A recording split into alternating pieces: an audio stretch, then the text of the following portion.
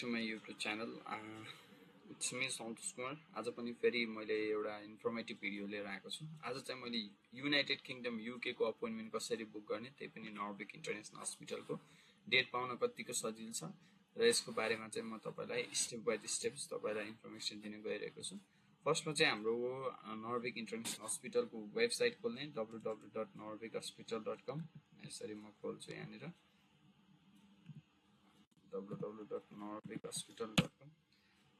त्यसपछि हाम्रो web page खुल्छ हैन। वेब पेज खोलिसकेपछि चाहिँ हाम्रो राइट साइडमा बुक एन अपोइन्टमेन्ट भन्ने अप्सन छ। यसमा जाने बुक एन अपोइन्टमेन्ट अप्सन गइसकेपछि चाहिँ यो चाहिँ हाम्रो रिडाइरेक्ट भएर हस्पिटलको आफ्नो ओपीडी अपोइन्टमेन्टमा जान्छ। यहाँनिर चाहिँ कसै धेरै जसोको प्रश्न चाहिँ यहाँनिर मैले भेटाएन, डाक्टरहरुको नाम मात्र भेटाए भन्ने हुन्छ हैन।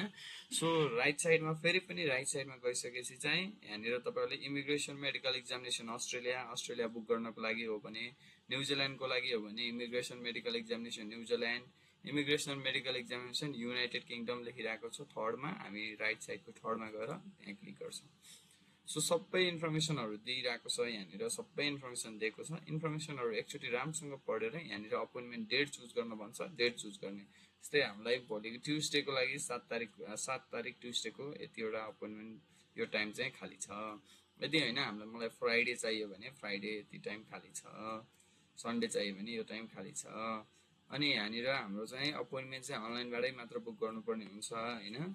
अनि हाम्रो युनाइटेड किङडमको मेडिकलको लागि डिपार्टमेन्ट खुल्ने भनेको समय चाहिँ 11 बजेदेखि 3 बजेसम्म हो नयाँको लागि। अनि अपोइन्टमेन्टको बेलामा चाहिँ युके मेडिकलको लागि के चाहिन्छ भने ओरिजिनल पासपोर्ट चाहियो अनि appointment sleep.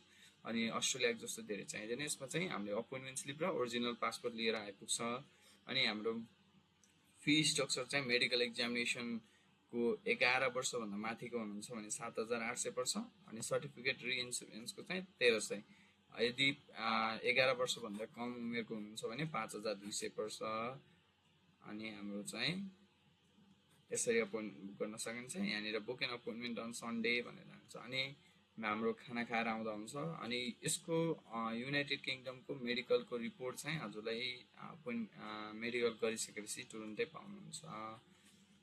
Thank you for watching my video. Please like, comment, share and subscribe my YouTube channel. अरु केही जिज्ञासा छ भने कमेन्ट गर्न सक्नुहुन्छ। Thank you.